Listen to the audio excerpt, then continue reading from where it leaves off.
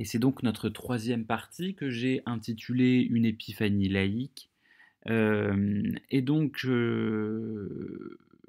l'idée principale de cette partie, c'est donc que cette anecdote va constituer le récit d'une révélation, mais d'une révélation pas à la manière, si vous vous souvenez de l'extrait que nous avions lu ensemble dans Maîtres et Serviteurs, pas une révélation avec un ange qui vient s'adresser à vous, euh, une révélation mystérieuse, ou en tout cas le sacré n'est pas convoqué. J'ai choisi ce tableau de Rubens, La pêche miraculeuse, parce que j'ai l'impression que la scène qui nous est dépeinte ici est l'exact contraire d'une pêche miraculeuse. Le canal est absolument à sec, il n'y a pas de poisson. Euh, c'est le contraire de la pêche miraculeuse, vraiment. Donc, un peu comme si on était dans comment dire, une période où ce miracle n'était plus possible. Voilà. Contrairement, si vous vous souvenez du début de l'extrait, contrairement à l'Éden, qui était caractérisé par l'abondance et par la préciosité, par la richesse, on est face ici à un paysage qui est un paysage caractérisé donc par le manque et par la misère.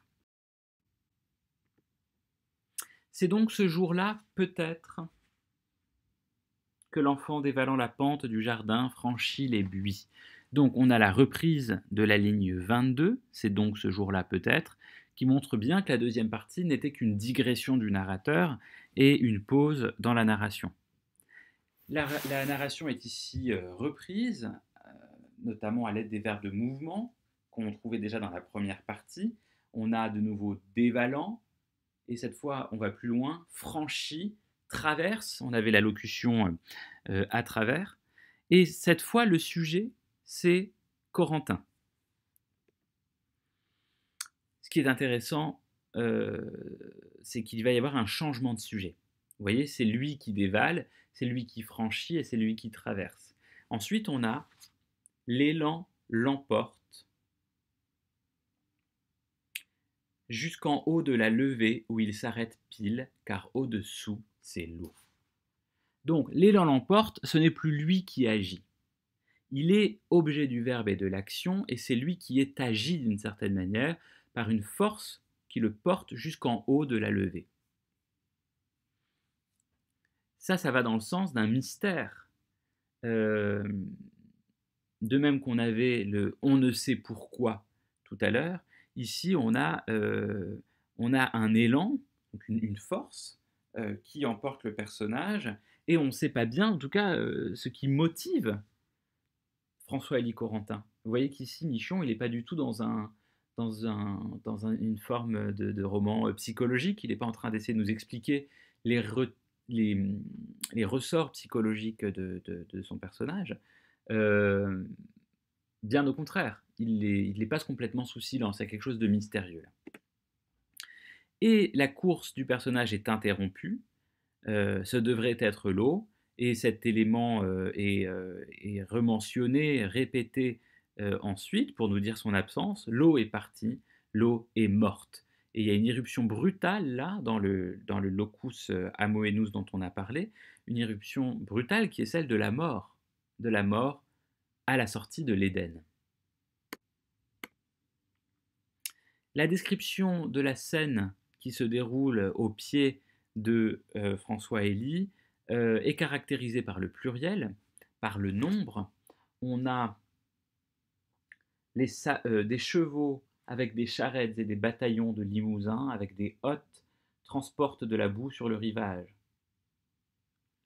Donc, on a ici donc un effet de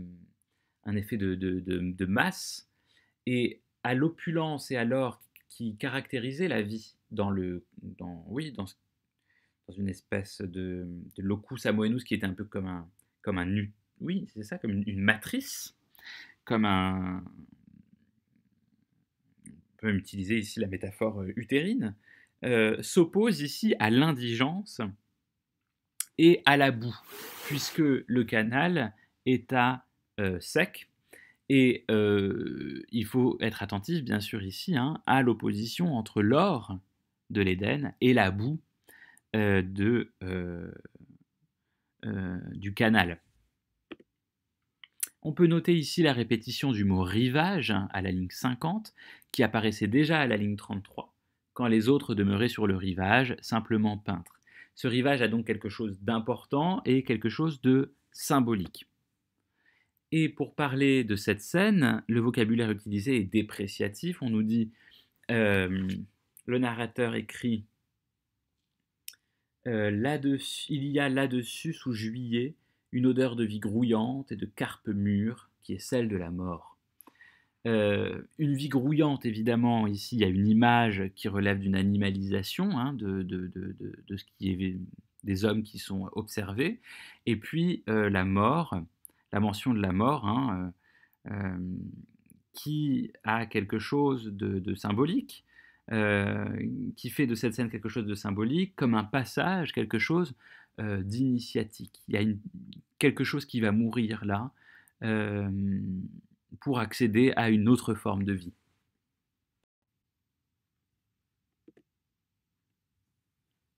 Et on revient alors à l'enfant dont on nous dit qu'il considère tout cela avec beaucoup d'intérêt, les limousins noirs, la boue, l'odeur noire. Bien sûr, ici, il faut noter la répétition de l'adjectif de couleur et remarquer qu'il y a une opposition entre les couleurs des fleurs de l'Éden et la noirceur de ce paysage, hein, qui oppose, encore une fois, dans un souci de dramatisation sans doute, les deux scènes. Et le personnage est absorbé, puisqu'il considère avec beaucoup d'intérêt, et que juste après on nous dit à peine pense-t-il encore à faire trembler les deux femmes qu'il tient à sa disposition, qu'on avait un peu oubliées, qui étaient passées à l'arrière-plan, mais qui sont bien présentes et qui réapparaissent.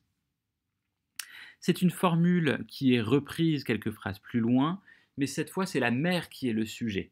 C'est la mère qui considère cela avec beaucoup d'intérêt, l'œil agrandi, etc. Et elle n'a pas le même intérêt pour cette scène que son fils. Ce n'est pas le même regard, on sent le désir de la mère, un désir d'ordre sexuel, et elle est ici représentée en femme désirable, puisque on a enfin quelques éléments de portrait. Elle est grande, belle, sage et pieuse. Grande et belle pour le portrait physique, sage et pieuse pour le portrait moral, mais privée d'homme depuis le départ du poète. Donc ici, on a encore une fois une égratignure qui est faite au portrait du père, puisque lorsque le narrateur l'appelle le poète, il le fait par antiphrase, il le fait un peu par ironie, compte tenu de ce qu'il a déjà dit de la carrière littéraire de ce personnage. Et donc on en arrive à la fin de ce passage. François Élie, sans la regarder, demande ce que font là ces gens. François Élie, sans la regarder, on a le prénom qui est évoqué ici, et je vous le disais tout à l'heure, la deuxième partie de ce prénom, hein, Élie, a un lien avec l'élection, avec le fait d'être élu, et c'est important de le noter puisque nous sommes ici hein, dans ce moment précis où le peintre est appelé à devenir peintre, à devenir artiste. Et la réponse de la mère est une réponse très prosaïque, elle parle de la réalité, elle dit « Ils refont ce qu'a fait une première fois ton grand-père, ils font le canal ». C'est une réponse qui prépare la chute de l'anecdote, puisqu'il y a le verbe faire et un de ses composés. Et donc il y a une mention du grand-père ici. Le grand-père dont on nous a dit qu'il était le vieux roi huguenot, mais j'en reparle tout de suite après. Et donc l'enfant, avec un grand sérieux,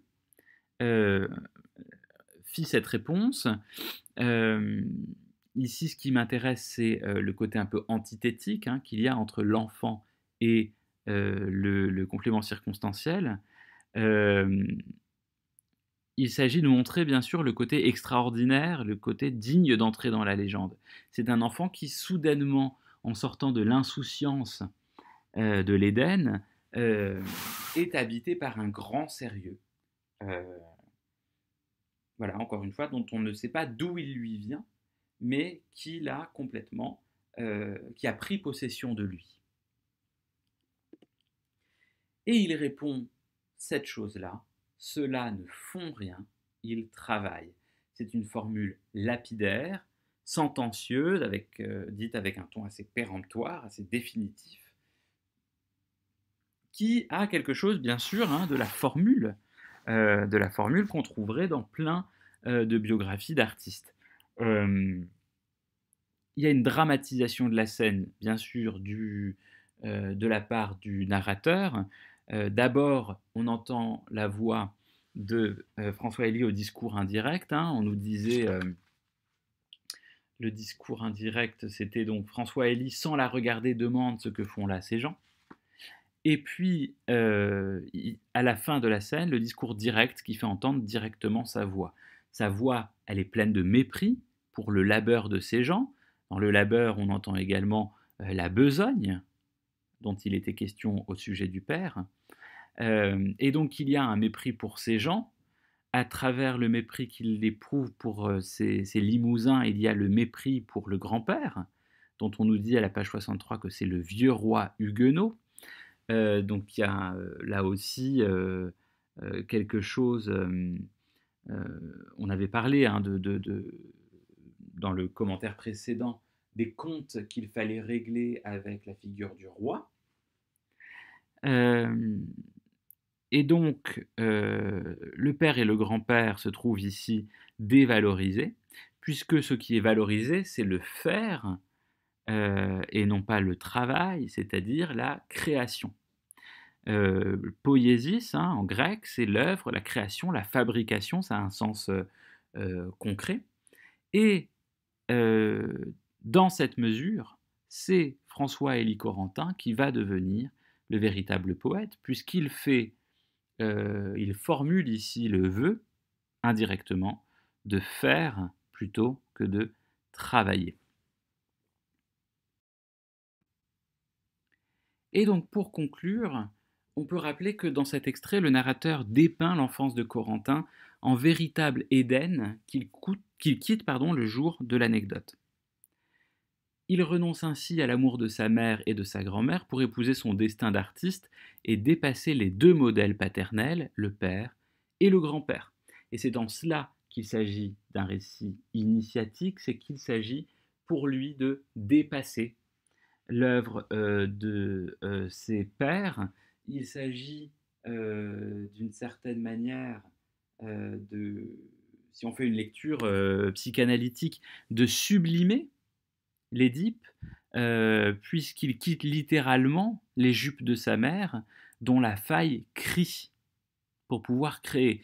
Alors la faille, il faut savoir que dans la grande beune de Michon, il y a un mot qui revient souvent, deux mots qui reviennent souvent, c'est le mot faille et le mot fente, et qui ont un lien avec le sexe féminin. Et donc dans la formule la faille crie, il y avait quelque chose, je crois, qu'on peut interpréter comme quelque chose de presque incestuel, en tout cas de très lié au complexe d'Oedipe. Hein. Et donc, il y a cet amour de la mère pour l'enfant que l'enfant va rejeter pour s'en affranchir et pour pouvoir créer. C'est donc, pour finir, un récit légendaire qui est fait sur le mode laïque et dans lequel les références religieuses ne sont pas présentes, mais il y a un autre modèle qui est présent, c'est le modèle poétique, c'est la figure de Baudelaire qui est à l'arrière-plan, puisqu'il y a l'image de celui qui fait du poète comme étant l'alchimiste. Hein.